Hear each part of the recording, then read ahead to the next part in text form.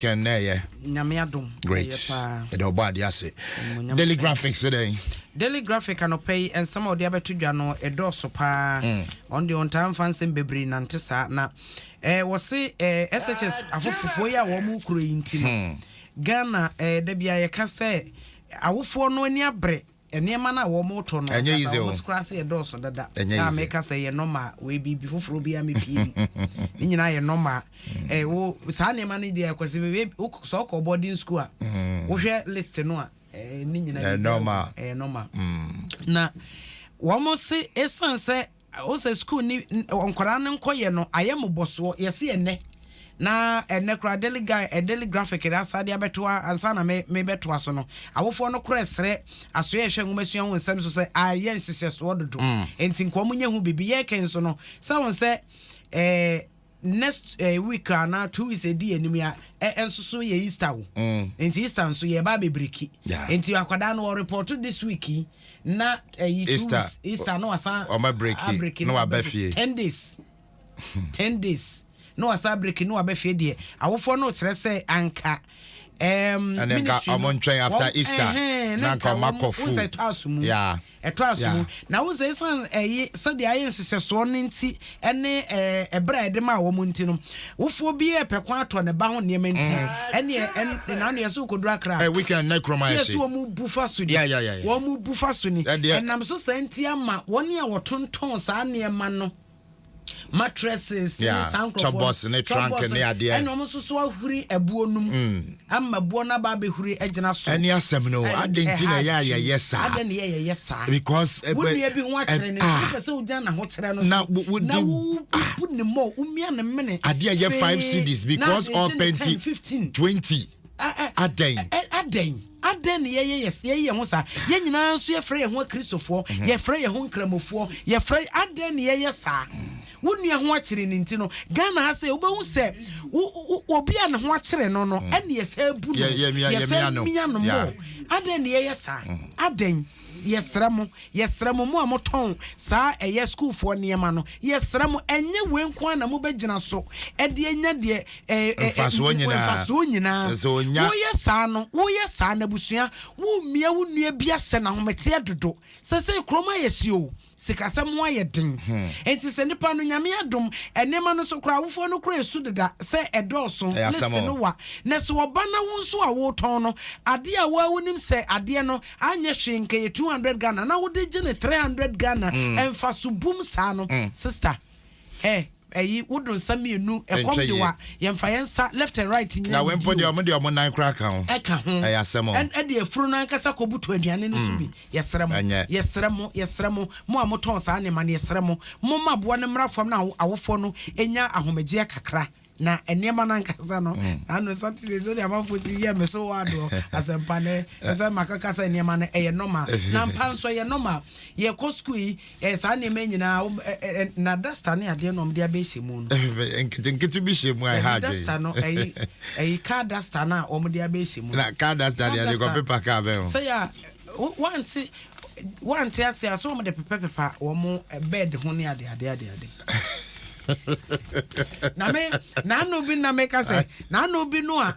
St John's Grammar no ne ade no mde be wura mu paint school for no for paint ni cement mra no eno no na ende na nye adan asemo ni nyina so ho nti ena schools no so ebinom so o say ena na cha so ka sembi eto asomu say Ghana Education Service woman so any ministry no emfa list prospectus list no so eniema ehia say awofo to no woman set sade no emma schools no because schools ni bin so authorities ni bin so afa take advantage and the nioma bi system ni nyina the pressure ebra wofo no say eniema mo odiun obi baba obi no ma minimum obi ane ma mensa obi no ewo faasefo ne ade ka ho weekend calls pa atia calls yes semonti AGS any ministry no wo mo fa prospectus no a list no de hia enfamra efrise yewu na me wi an masaka say eno so no na ke we na wohwe a obi timi ka say and a free SHS kura ni wa ye behwe ye ma and a free but obua so eno mpo na ayi eno we kura akoto na auto brentin ka wi akotua school fees aka ho a enti se adwuma wo ho na se wo se ye bibi fa ho a moma ye hwe ne mfa ne ma ntutu yi wo ho na free SHS nso de eye pa mame nkomanim na openi na ekasa wo hen openi chief executive officer edema minerals income investment ene wo kasa wo se yewra Edward Nana ya krantin wo se baabi o man ye kona hwe adaache bia enu akiri ye bekra abo ene saa chepense ya yedisi den abo ne ade no ahwe bekra bi efra ma hodo so efrise kakra na ewo ni nyina no ase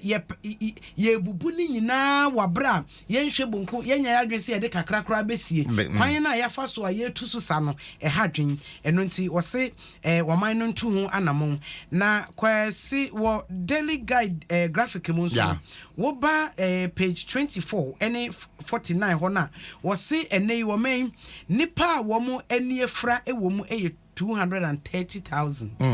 ano she wow 230,000 hey na wo se wo mu problems no ebi frase kra wo enkwada brem ebia sika wo mu de be ko ame di kan ahwe no eni ho nti no wo de sa wo kok nanim kakra bia na chese enti wo se enkwada be se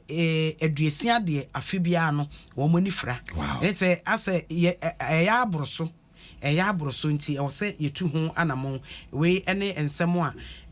ye de na wo se aban so kra kire se esan sa de na ekoso na wo hwe eniyade de ho asema betu dwa no se wo se yemfa eniyade ho nsem enko national health insurance mu se be ya ebetumi aboa ma wo mo edi nkwada no akontem na ya hwe wo yemfa daily guide sorry so daily guide no enie na wo se nana